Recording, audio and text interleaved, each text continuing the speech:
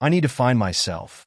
The words hit me like a rogue wave, the kind that knocks you off your feet and fills your lungs with water before you can scream for help.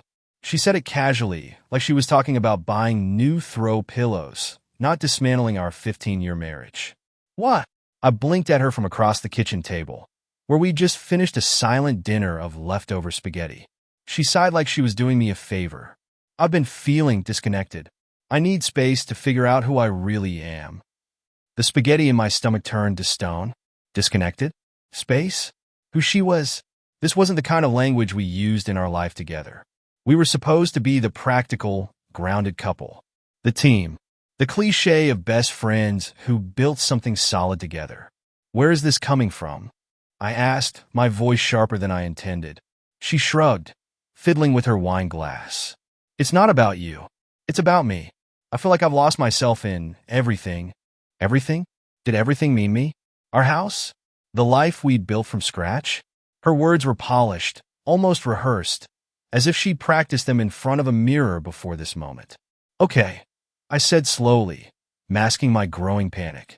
What does space mean exactly? She looked at me like I was a child asking why the moon wasn't made of cheese. I think I need to go away for a little while. Clear my head. Maybe a retreat. A solo trip. Something to reset my mind. This didn't feel like my wife talking. It felt like someone had hijacked her body and was feeding her lines from a self-help podcast. But I nodded, trying to seem supportive while my mind raced. A retreat. I echoed. She smiled, relieved, as if my agreement was a green light to put the plan into motion. Yeah, just some time for me. You understand, don't you? Did I understand? No, not at all. But I forced a tight-lipped smile and nodded again. That night, while she packed her bags in the other room, I lay awake in bed, staring at the ceiling. Something wasn't right. My gut told me this wasn't just about finding herself. But for now, I played the part of the supportive husband. By morning, she was gone, leaving me with a kiss on the cheek and a promise to check in when she got settled. The first call came 2 days later. Hey, she said brightly, like she wasn't calling to reassure me that she wasn't vanishing off the face of the earth. The Airbnb is cute. Very rustic. I think this is exactly what I needed. Her tone was too cheerful. Too perfect. I asked a few generic questions. Was she eating okay? Sleeping well? She deflected, then hurried off the phone with a vague excuse about a meditation class she didn't want to miss. The next call was even shorter. The one after there was a text. Then nothing. A week passed, and the silence grew unbearable. That's when I saw the credit card statement. It was pure accident. A notification popped up while I was on my phone. I clicked it absent-mindedly, expecting groceries or gas. Instead, I saw charges for restaurants we'd never visited, a boutique I'd never heard of, and a spa with prices that made my eyes water. I scrolled further, my chest tightening with every line. Then I saw the final charge, a 2-night stay at a luxury resort 2 states over. Her last words to me before leaving echoed in my mind. Airbnb. Rustic. The words felt like a joke now, one that I was the punchline of. I stared at my phone, the knot in my stomach turning to fire. My wife, the woman who needed space to find herself, wasn't in some bare-bones cabin meditating. She was sipping champagne in a sweet mint for honeymooners. And I had a sinking suspicion she wasn't alone. I stared at the credit card statement, my hand trembling as I scrolled through the charges. Each line felt like a breadcrumb leading me deeper into a forest I didn't want to enter. Spa treatments. Fine dining. That damned resort. My wife was finding herself. All right. One luxury at a time. My mind raced with questions I couldn't answer. Who was she with? How long had this been going on? Was this her first lie, or just the first one I'd caught? I wanted to confront her, to demand an explanation, but another part of me hesitated. What if I didn't want to hear her answers? For 15 years, I trusted her. Even when our marriage felt routine. When the kisses grew fewer. When the I love yous came without eye contact. I never doubted her loyalty. I believed in us, in the foundation we built. Now, that foundation felt like it had been hollowed out from beneath me, leaving nothing but a thin veneer of trust ready to collapse under the weight of her betrayal. The house was eerily quiet without her. Every room felt like it still held her ghost. Her half-finished mug of tea on the counter, her throw blanket draped across the couch. I paced the living room, alternately furious and paralyzed by disbelief. I kept replaying the same thought. How do you prepare for the realization that the person you love might be a stranger? Hours passed, and my anger grew sharper. I thought about all the times I ignored the little red flags, the guarded phone, the late nights at work, the growing emotional distance. I chalked it up to stress, to the natural ebb and flow of marriage. I blamed myself, thinking I wasn't doing enough, loving her hard enough, being the husband she needed. But now, it was clear, this wasn't about me falling short. This was about her choosing something or someone else. I needed answers, and if she wouldn't give them to me, I'd find them myself. I poured myself a drink and opened my laptop, logging into our shared accounts. My hands were steady now, fueled by grim determination. Bank statements, emails, social media. I combed through it all, piecing together her web of deceit. It didn't take long to find a pattern. The luxury purchases weren't random. They matched the timeline of her retreat. And then there was the email confirmation for the resort. Her name, her check-in date, and one glaring detail I couldn't ignore. The room was reserved for 2. I clicked on the reservation, holding my breath. A wave of nausea hit me as I saw it. A handwritten note in the special requests box. Romantic suite, please. Celebrating with someone special. I slammed the laptop shut and gripped the edge of the table to steady myself. My heart pounded in my chest, a mix of fury and heartbreak. I wanted to throw something, to scream, to make her feel even an ounce of the pain she was putting me through. Instead, I sat in silence, staring at the wall. Memories of us flooded back. The day we met, the way her smile lit up a room, the way she once looked at me like I was the only person in the world. I wanted to believe that person was still in there, that this was all some terrible misunderstanding. But deep down I knew better. This wasn't a mistake. This was a choice. I thought about calling her, demanding an explanation, but I stopped myself. No, she didn't get the courtesy of a confrontation. Not yet. If she was lying to my face, she didn't deserve the truth about what I'd discovered. Not until I had all the proof I needed. I poured another drink, swallowing it in one bitter gulp. Tomorrow, I'd go to the resort. I'd find out exactly who she was celebrating with. And then, I didn't know. But one thing was certain. The life we had was over. The road stretched ahead of me like a bad metaphor. Endless, empty, and full of turns I didn't see coming. I gripped the steering wheel until my knuckles turned white, my mind looping the same poisonous thoughts over and over. Who was he? How long had this been going on? And, most painfully, why wasn't I enough? The air in the car felt suffocating, thick with my anger and humiliation. I rolled down the window, hoping the cold air would calm me, but it didn't. Nothing could. As the miles blurred past, I kept replaying our last moments together. The way she kissed my cheek before she left, like it was nothing. The way she smiled as she told me she just needed time to find herself. The audacity of it made me sick. She wasn't lost. She wasn't searching. She knew exactly what she was doing. And yet, there was a part of me, some stupid, stubborn part, that hoped I was wrong. Maybe this was all a misunderstanding. Maybe there was an innocent explanation for the charges, the romantic suite, the radio silence. But the truth? I already knew the truth. I'd known at the moment I saw her name next to his on the reservation. The drive to the resort was long, giving me too much time to think. About us. About her. About how temptation worms its way into a relationship, slowly eroding trust until there's nothing left but doubt. I wondered when it started. Was it a random spark that grew into something uncontrollable? Or was it deliberate, something she sought out to fill a void I didn't know existed? And if it was temptation, why him? Why some guy half her age? Did he make her feel young again? Did he worship her in ways I couldn't anymore? The questions clawed at me, and with every mile, the anger burned hotter. By the time I pulled into the resort's parking lot, I was shaking. Part of it was the adrenaline. Part of it was the sheer absurdity of what I was about to do. This wasn't me. I wasn't the kind of person who spied, who snuck around to catch someone in the act. But here I was sitting in my car like a private investigator in some trashy soap opera. I took a deep breath, trying to calm the storm inside me. This wasn't just about catching her. It was about answers, closure, proof that I wasn't crazy. The resort was beautiful, of course. The kind of place where people went to celebrate anniversaries or honeymoons, not the slow, painful death of a marriage.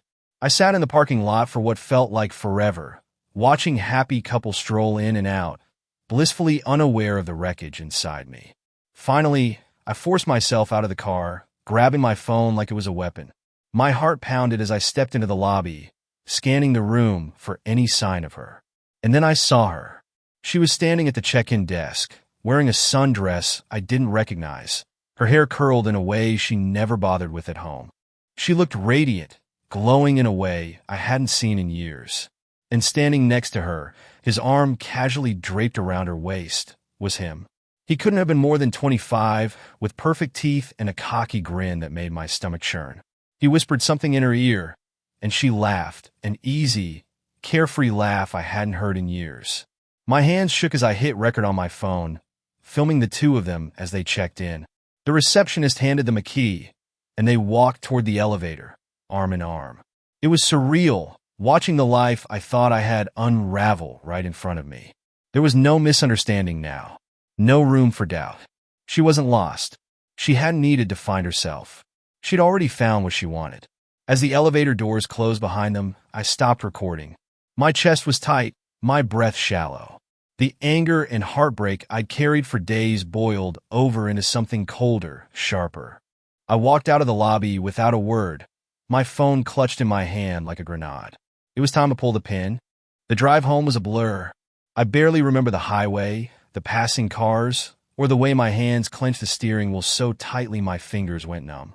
All I could feel was the weight of the proof sitting in my phone, the video that shattered any illusion I had left. Every detail of what I'd seen played in my head like a broken record. Her carefree laugh, the way she leaned into him, the touch of his hand on her waist. It was like watching a version of her I'd never known, someone who looked like my wife but was no longer mine. At first, anger kept me focused. It kept me from collapsing under the weight of what I'd lost. But as the miles ticked by, that anger turned into something heavier. Questions I didn't want to ask crept into the silence. Was it my fault? Had I been so blind, so distracted by the grind of life, that I didn't see her slipping away? Or worse, did she even try to stay? I thought about the quiet mornings we used to share, the way she'd curl up on the couch with her coffee while I read the paper. Those moments felt so ordinary, so unremarkable, that I hadn't realized they were fading until they were gone. How long had she been unhappy? How long had she been lying? By the time I pulled into the driveway, I was exhausted, not just physically but emotionally, like I'd been running a marathon with no finish line in sight. The house loomed before me, dark and empty, its silence now a reminder of everything I'd lost. I sat in the car for a while, gripping my phone like it might burn me. The video was damning, but it was also something I couldn't unsee. I hit play again, even though I didn't want to. The sound of her laugh, so light, so free, cut through me like a knife. She hadn't laughed like that with me in years. I didn't even know she still could. And him, the way he looked at her like she was the center of his world. When was the last time I'd looked at her like that? I hated myself for thinking it, for letting the blame seep into my mind. But wasn't that the cruelest part of betrayal? It didn't just make you question the person who hurt you. It made you question yourself. I went inside, the weight of the proof dragging me down like an anchor. Her things were everywhere. Her shoes by the door, her coat hanging on the rack, her favorite mug on the counter. I wanted to throw it all away, to erase every trace of her from the life we'd built. But I didn't. Instead, I poured myself a drink, sat at the kitchen table, and opened my laptop. The video stared back at me, waiting. My finger hovered over the send button, the email already addressed to her boss and my lawyer. I told myself it was justice, that she deserved the fallout that would come from this. But deep down, I knew it wasn't just about her. It was about me, about reclaiming some shred of power in a situation where I'd been stripped bare. I hit send. The email whooshed into the void, carrying my proof with it. There was no going back now. As I sat there in the quiet, staring at the empty glass in my hand, I felt a strange mix of satisfaction and sadness. She'd made her choices. Now I was making mine. The house felt colder that night, emptier than ever. But for the first time, I wasn't afraid of the silence. It was better than lies, better than pretending. And as I headed to bed, leaving her ghost to linger in the dark, I told myself one thing. Tomorrow, I'd begin the process of letting her go. The next morning, I woke to the sound of my phone buzzing on the nightstand. For a moment, I forgot everything. My brain, still foggy with sleep, reached for the familiar rhythm of life. Coffee brewing in the kitchen, her humming softly as she went about her morning routine. Then reality crashed back in. She wasn't here, and she never would be again. I picked up the phone. For missed calls, 3 texts, all from her. My chest tightened as I read the messages. We need to talk. I don't know what you think you saw, but it's not what it looks like. You're overreacting. Call me. Overreacting. My jaw clenched so hard it ached. The audacity of that word made my blood boil. There she was caught red-handed in a lie, and instead of an apology, she was gaslighting me. As if the video didn't exist. As if I hadn't seen everything with my own eyes. The calls didn't stop. By mid-morning, my voicemail was full, each message angrier than the last. She demanded answers, accusing me of invading her privacy, of blowing things out of proportion. She didn't even deny it. Not really. But then came the kicker. You ruined everything. The words hit like a sucker punch. I ruined everything? Was she serious? After everything she'd done, after the lies, the betrayal, the humiliation, I was the one who destroyed us? I paced the living room, my phone clutched in my hand, debating whether to respond. Part of me wanted to call her back, to unload every ounce of anger I'd bottled up, to scream, to demand answers, to make her feel even a fraction of the pain she'd inflicted. But another part of me, the part that was exhausted from carrying the weight of her betrayal, knew better. She wasn't looking for a real conversation. She wasn't sorry. She was trying to shift the blame, to rewrite the narrative so she could come out clean, and I wasn't going to give her the satisfaction of dragging me into her mess. Instead, I deleted the messages one by one until there was nothing left. Around noon, the second bomb dropped. It started with a text from a mutual friend. Hey, are you okay? Just saw something weird online. My stomach sank. I opened my laptop, dreading what I might find. And there it was, splashed across her social media. A carefully curated post filled with half-truths and outright lies. She wrote about how she'd been struggling for years, how she'd felt trapped in a marriage that didn't allow her to grow. She painted herself as a victim, a woman who'd been misunderstood and unsupported, driven to seek solace elsewhere. The comments flooded in, sympathy from her friends, outrage on her behalf. People called her brave for taking control of her life, for doing what was best for her. I stared at the screen, my hands trembling with fury. She wasn't just rewriting the story. She was turning herself into the hero of it. And me? I was cast as the villain. But what stung most wasn't her lies. It was the realization that the people who knew us, friends, family, would believe her. They'd never see the video. They wouldn't know about the young guy and the sundress fantasy she was living out. All they'd see was her version of events, polished and sanitized for public consumption. I closed the laptop, the weight of it all pressing down on me. She betrayed me once in private, and now she was doing it again in public. But this time, I wouldn't let her win. I reached out to the mutual friend who'd texted me. I told them everything, not the sanitized version, but the raw, ugly truth. The lies, the affair, the proof I had sitting in my phone.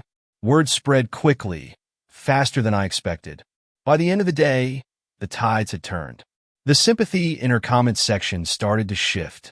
People began asking questions she couldn't answer. Her carefully crafted narrative began to unravel. And for the first time since this nightmare began, I felt a flicker of satisfaction. She wanted to rewrite the story. But the truth? It always has a way of coming out. The truck arrived in the late afternoon. I watched from the kitchen window as two guys climbed out, their boots crunching on the gravel. They weren't here for me. They were here for her things. She hadn't called to let me know. No apology, no explanation. Just a clinical text the day before. I'll have someone come by to pick up my stuff. Don't touch anything. As if she still had the right to give orders. I watched as they loaded box after box into the truck bed. Her clothes, her jewelry, her books. The pieces of a life she'd carefully cultivated, but no longer shared with me. I'd packed everything for her, folding her designer dresses with meticulous care, even as my hands shook with rage. I wanted her to see the effort I put into this. I wanted her to feel the weight of it, to know that I wasn't the one who broke us. They worked quickly, the driveway emptying of her presents one box at a time. By the end, all that was left was the oversized duffel bag I'd packed with her keepsakes, the sentimental junk she used to treasure. Photos, letters, little mementos from trips we'd taken. I set it down last, right by the tailgate, and closed the door behind me without a word. But the silence wasn't as final as I'd hoped. As the truck pulled away, I felt it creeping back into the house, filling every corner with its oppressive weight.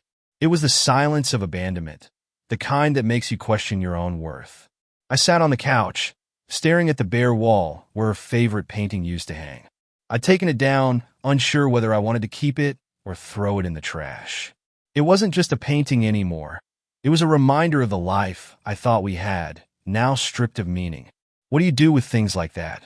The echoes of a relationship you no longer recognize? Do you hold on to them, hoping they'll soften into bittersweet memories? Or do you burn them, trying to erase the pain? I poured myself another drink, hoping it might drown out the questions. And that's when the doorbell rang. For a moment, I thought it might be her, that she'd come back to explain, to apologize, to beg for forgiveness. But when I opened the door, it wasn't her. It was him, the guy from the resort, standing on my porch with that smug, Jimbro grin. Up close, he looked younger than I'd imagined, his confidence radiating in a way that made my stomach churn.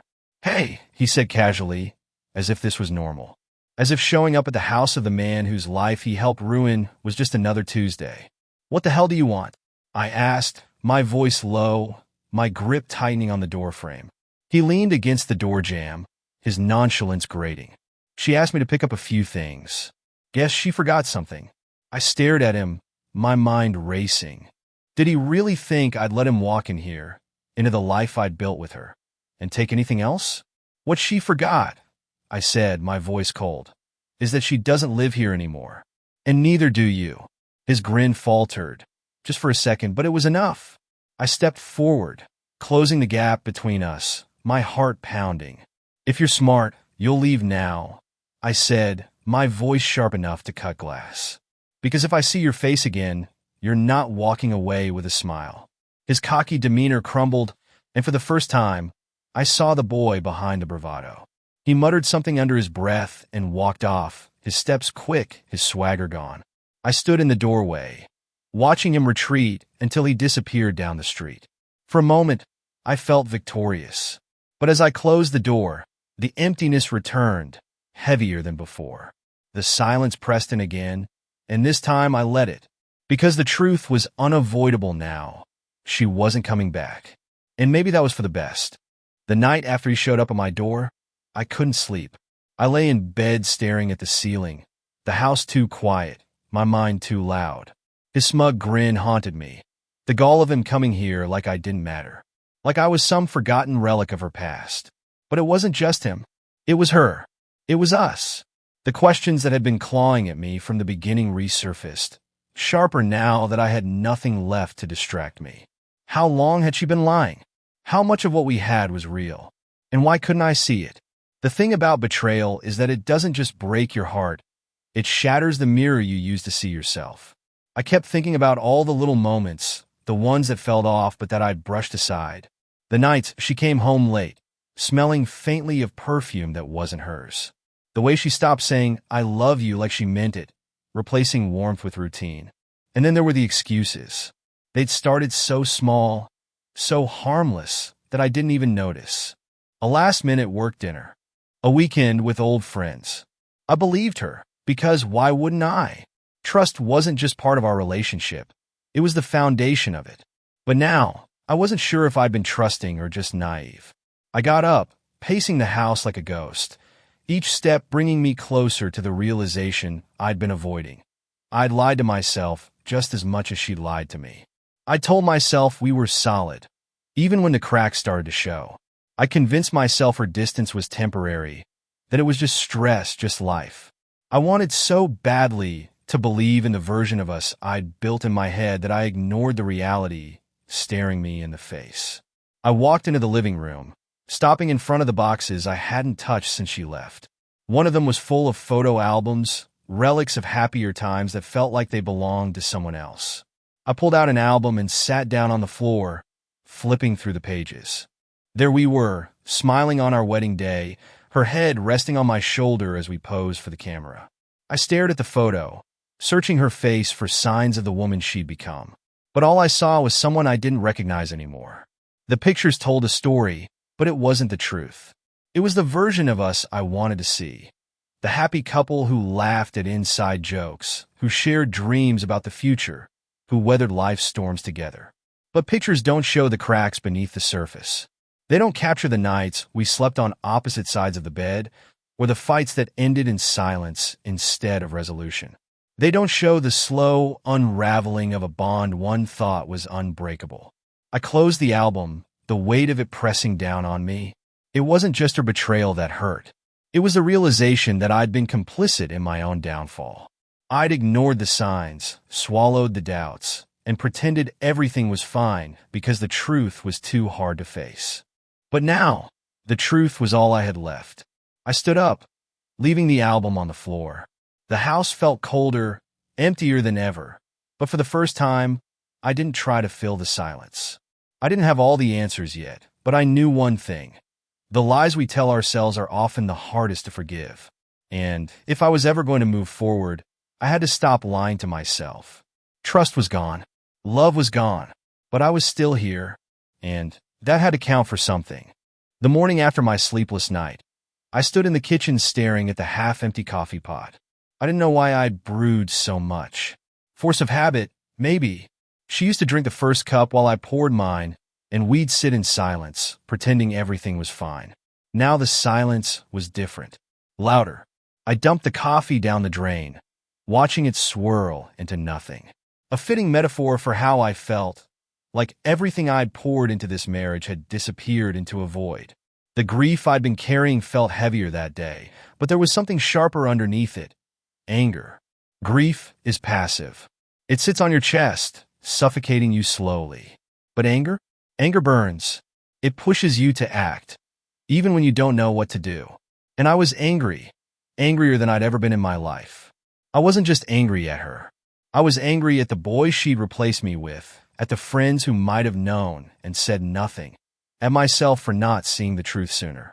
The world felt like a conspiracy, everyone complicit in my humiliation. I grabbed my phone and opened the video I'd taken at the resort. Her laugh still cut through me, but now it ignited something deeper, a need for justice.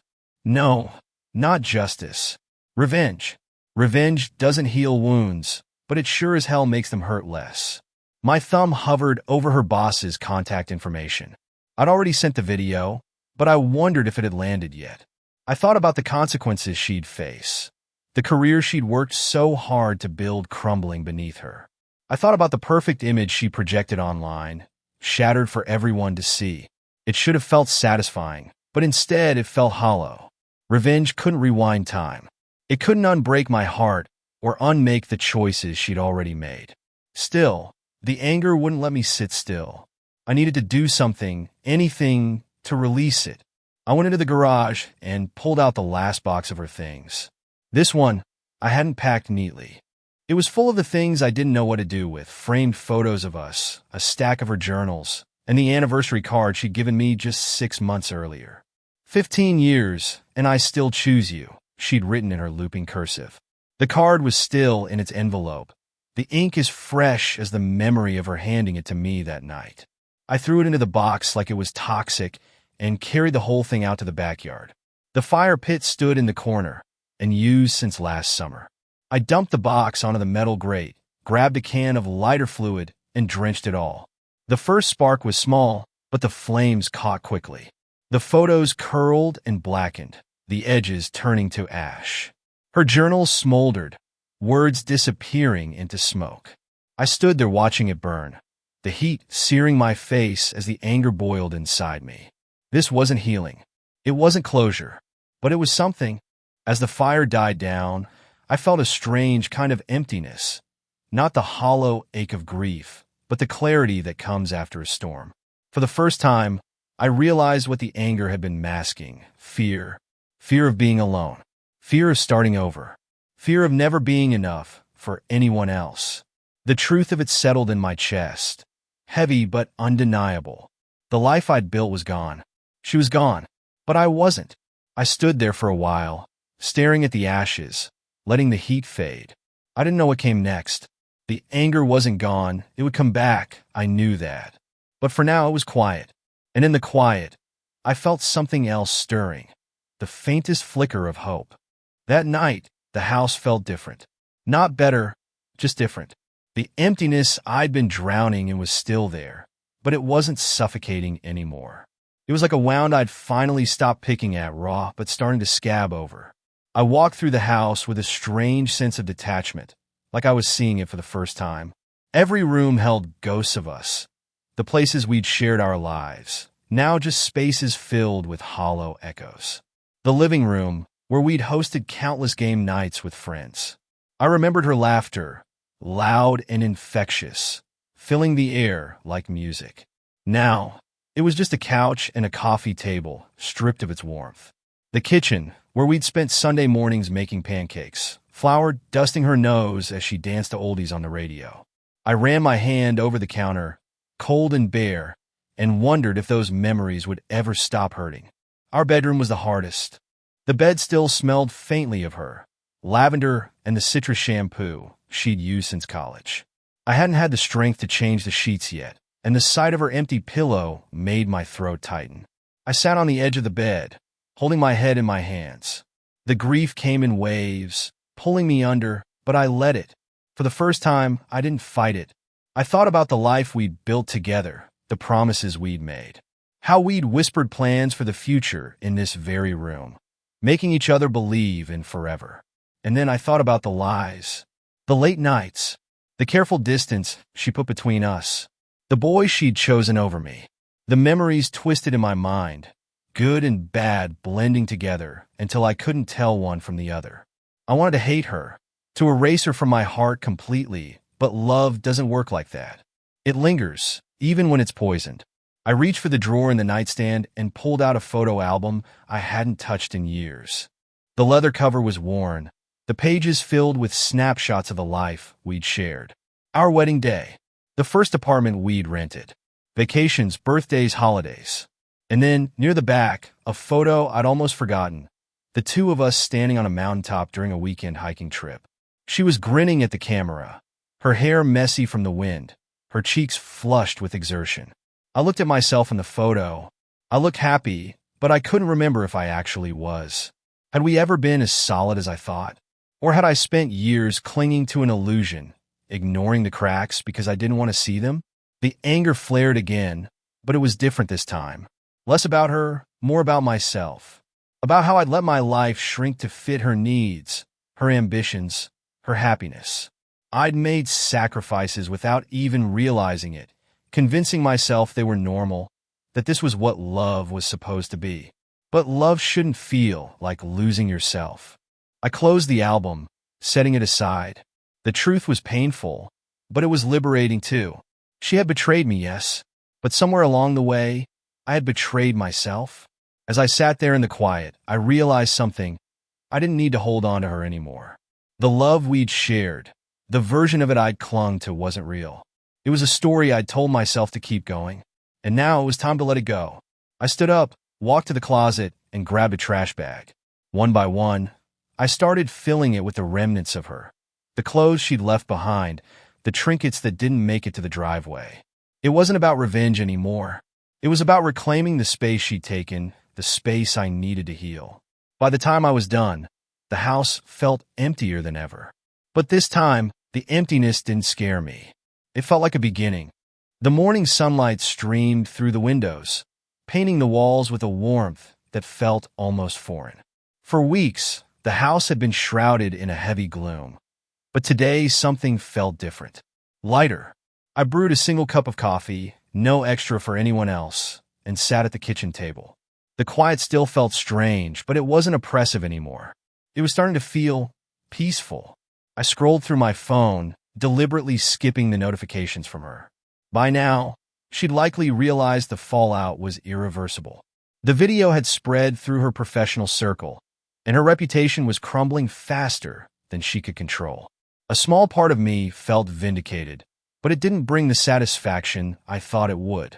Her downfall didn't erase my pain or undo the betrayal. It didn't fix the years I'd spent building a life with someone who treated it like a disposable thing. I took a sip of coffee, letting its warmth settle in my chest. Maybe I didn't need her to pay for what she did. Maybe the real victory wasn't about her at all. It was about me.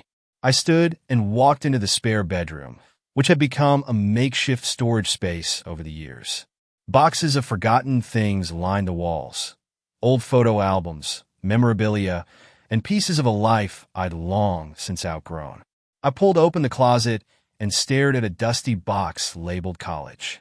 Inside were fragments of the person I used to be. Notebooks filled with sketches, a leather-bound journal with half-written stories, and a camera I hadn't touched in over a decade. Before her, I used to love photography. I'd spend weekends wandering the city, capturing the world through my lens. Somewhere along the way, I stopped. Life got busy, work took over, and my hobbies faded into the background. Or maybe I just let them go because they weren't her priorities. I picked up the camera, brushing off the dust, and held it in my hands. It felt foreign but familiar, like reconnecting with an old friend. The weight of it reminded me of a time when I'd felt free, when my identity wasn't tied to someone else's approval. I powered it on, half expecting it not to work after so many years. But the screen lit up, the shutter clicked, and for the first time in weeks, I smiled. That afternoon, I went out, not to run errands or distract myself with busy work, but to reconnect with the world beyond the walls of my house. I drove to the park we used to visit, though I realize now it was mostly because she loved it. Today it was mine. I wanted the trails, camera in hand, snapping photos of anything that caught my eye. The sunlight filtering through the trees. The way the leaves curled at the edges, kissed by autumn. A couple sitting on a bench, lost in conversation. Each click of the shutter felt like a small act of defiance. A way of reclaiming something she hadn't taken from me. Something she couldn't touch. By the time the sun dipped below the horizon, I felt lighter. Not healed.